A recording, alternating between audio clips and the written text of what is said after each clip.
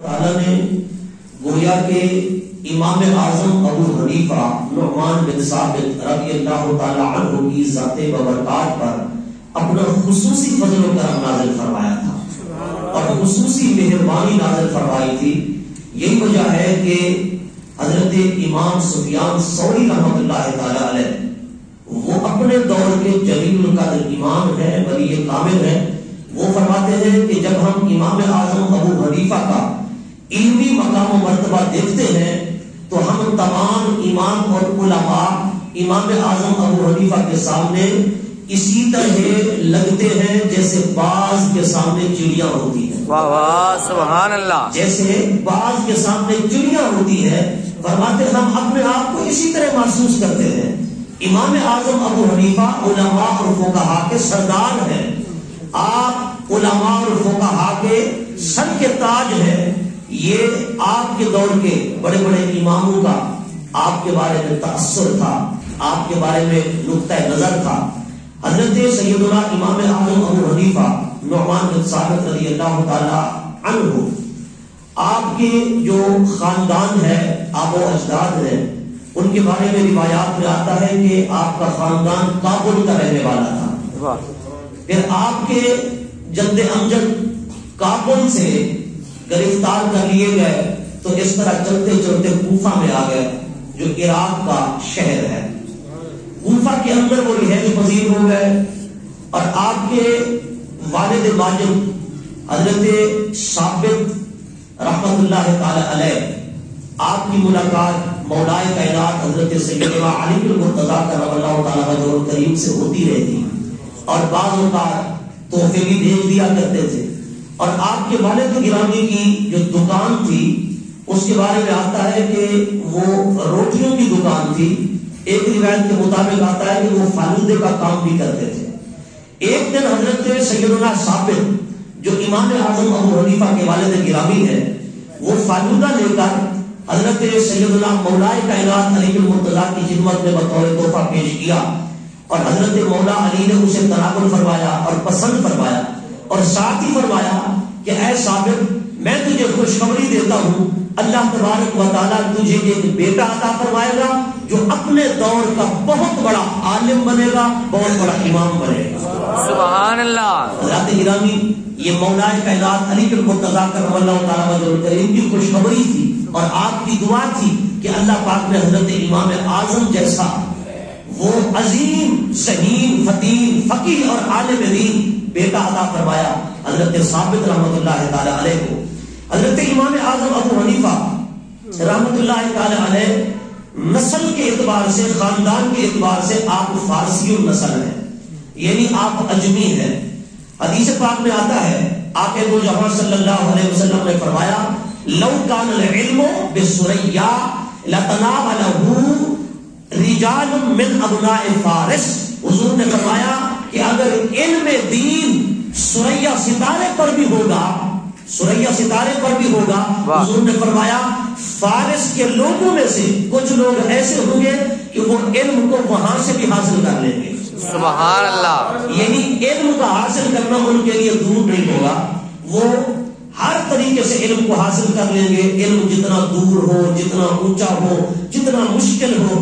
حضرت امام اعظم ابو حنیفہ رحمت اللہ تعالی علیہ کے متعلق شارحین حدیث نے لکھا کہ اس حدیث کا مقصد، اس حدیث کا مصداق، اس حدیث کا مدعا ہمارے اور آپ کے امام حضرت سیدنا امام اعظم ابو حنیفہ ہے. سبحان اللہ. کہ رب کائنات نے آپ کو ذہانت، فراست اور آپ کو شوق علم کا اس قدر رب کائنات نے ملکہ عطا فرمایا تھا کہ آپ اپنے دور کے تمام علماء سے فوقیت دے گئے علم کے اندر، کمال کے اندر. یہی وجہ ہے کہ آپ کو جو فتویٰ ہوتا تھا آپ کے فتوے کا کوئی مقابلہ نہیں کر سکتا تھا اور آپ جو بات فرما دیا کرتے تھے وہ حرف آخر ہوا کرتی تھی.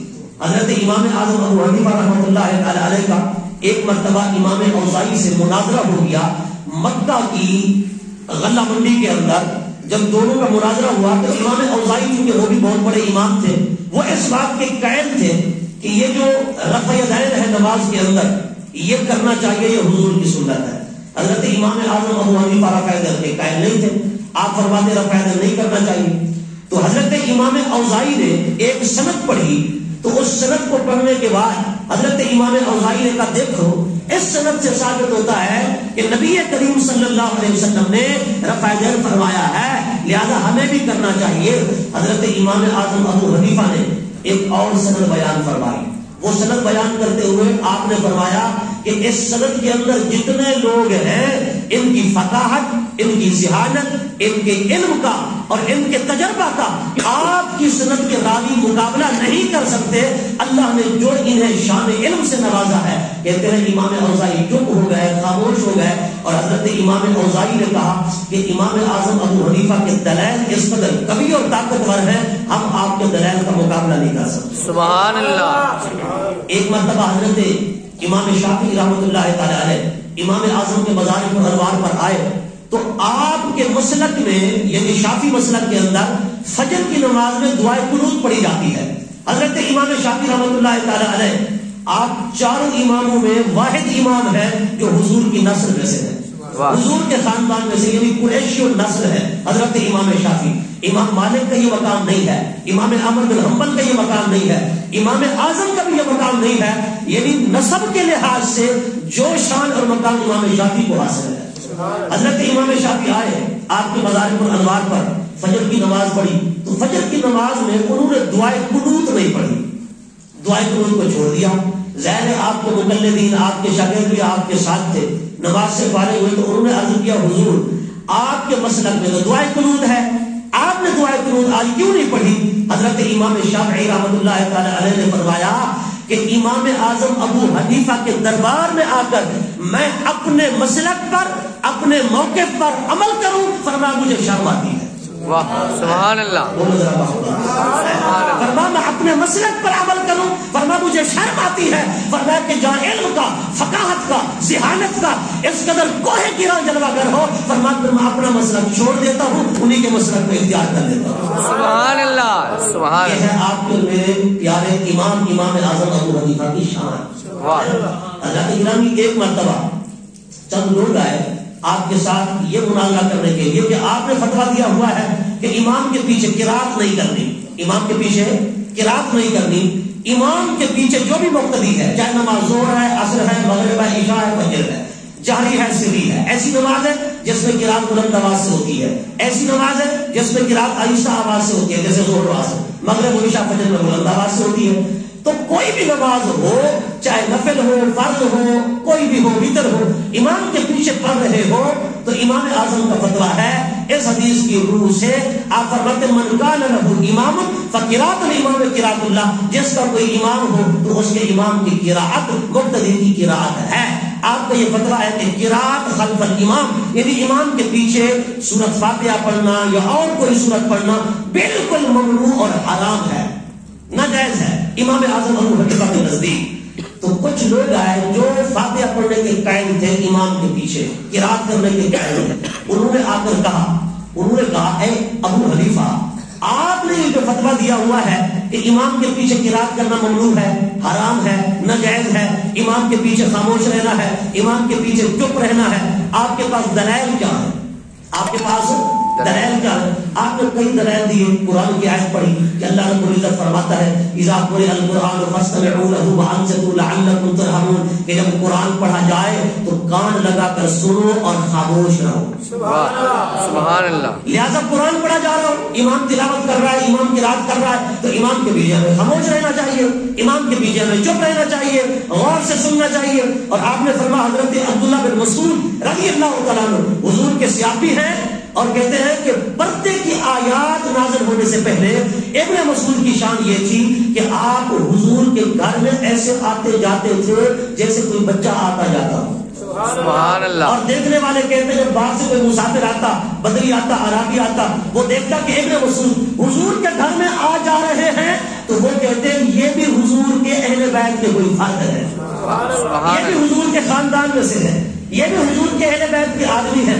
یعنی ابن مسعود حضور کے اتنا قریب، سفر میں ساتھ، حضر میں ساتھ، سرکار کی مسواک اٹھاتے تھے، حضور کی نالین اٹھاتے تھے، سرکار کی لوٹا مبارک اٹھاتے حضور کو وضو کراتے، سرکار کا تکیہ اور بستر اٹھاتے اور اس کو جھاڑ کر صاف کر کے بچھایا کرتے، یعنی حضور کی خدمت کرتے تھے ابن مسعود۔ آپ فرماتے ہیں جو بندہ امام کے پیچھے قرات کرتا ہے میرا دل کرتا ہے کہ اس کے منہ میں انگارہ ڈال دوں۔ ایک اور روایت میں آپ نے فرمایا جو امام کے پیچھے قرات کرتا ہے، امام کے پیچھے پڑھتا ہے، چاہے سورۃ فاتحہ پڑھے چاہے کوئی اور سورت پڑھے، میرا دل کرتا ہے اس کا منہ مٹی سے بھر دو۔ اس طرح کی روایات امام اعظم نے سنائی تو ان لوگوں نے پھر بھی مطلب کہ اور دلائل دینے شروع کر دیے۔ امام اعظم نے فرمایا یہ قرآن و حدیث کے دلائل سمجھنے والے نہیں ہیں، اب ان کو اور دلیل دینی ہے جو عقلی ہو۔ سبحان اللہ۔ وہ کہتے ہیں نا کہ کچھ لوگ ہوتے ہیں کتاب سے سمجھنے والے تو کچھ لوگ ہوتے ہیں دکے سے سمجھنے والے، تو جس کو کتاب کی زبان سمجھ میں آئے تو پھر اس کو دوسری زبان سے سمجھانا پڑتا ہے۔ امام اعظم ابو حنیفہ نے فرمایا اچھا یہ بتاؤ تم کتنے لوگ آئے ہو؟ انہوں نے بتایا کہ اتنے لوگ ہیں۔ آپ نے فرمایا تم میرے ساتھ کر رہے ہو بحث و مباحثہ، مناظرہ، گفتگو، اپنے میں سے کسی ایک کو مقرر کر لو کہ وہ میرے ساتھ بات کرے۔ جب تم سب بولنا شروع ہو جاتے ہو تو میں کس کس کو جواب دوں؟ اس کی بات کا جواب دوں، اس کی بات کا، اس کی بات کا۔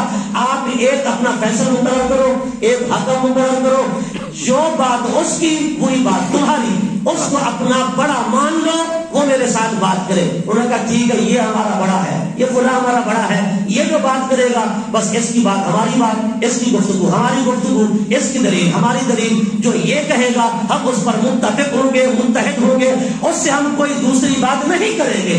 امام اعظم نے فرمایا ٹھیک ہے یہ بات کرے گا، اس کی بات تمہاری بات، اس کی دلیل تمہاری دلیل، اس کی گفتگو تمہاری گفتگو۔ انہوں نے کہا بالکل ایسا ہے۔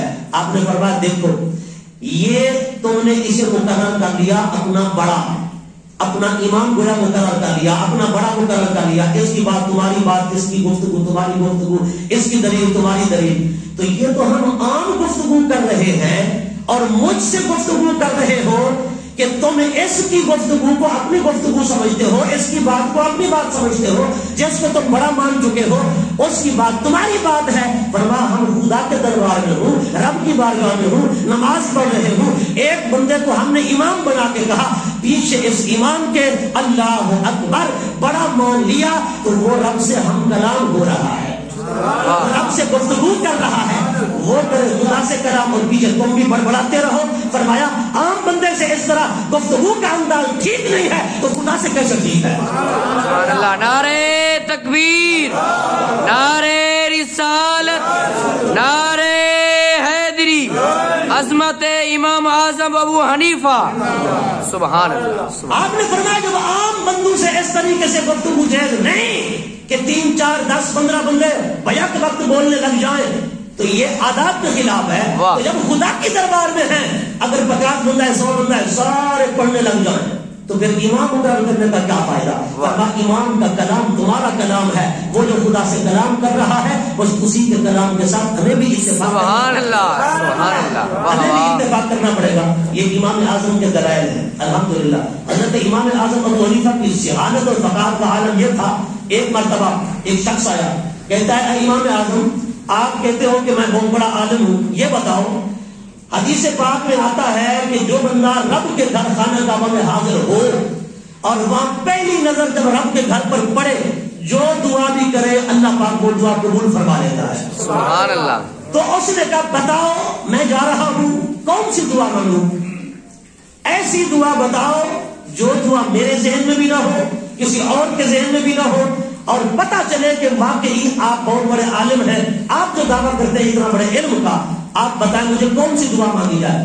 امام اعظم ابو حنیفہ نے فرمایا جب تو رب کے حضور حاضر ہو خانہ کعبہ پر تیری پہلی نگاہ پڑے تو تو یہ دعا کر، یا اللہ آج کے بعد میں جو دعا مانگوں میری وہ دعا قبول ہو جائے۔ سبحان اللہ۔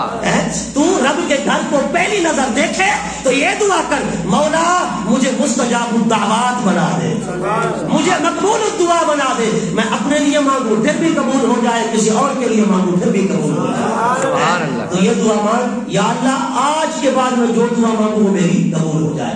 اللہ گرامی وہ آپ کی ذہانت کو دیکھ کر آپ کی امامت کا، آپ کے علم کا، آپ کی فقاہت کا قید ہو گیا۔ ہم تو بڑے خوش نصیب ہیں کہ امام اعظم ابو حنیفہ کے مقلد ہیں، اتنے بڑے امام کے چاہنے والے اور ماننے والے ہیں۔ دعا ہے پروردگار ہمیں اپنے بزرگوں کا دامن مضبوطی سے تھامنے کی توفیق عطا فرمائے۔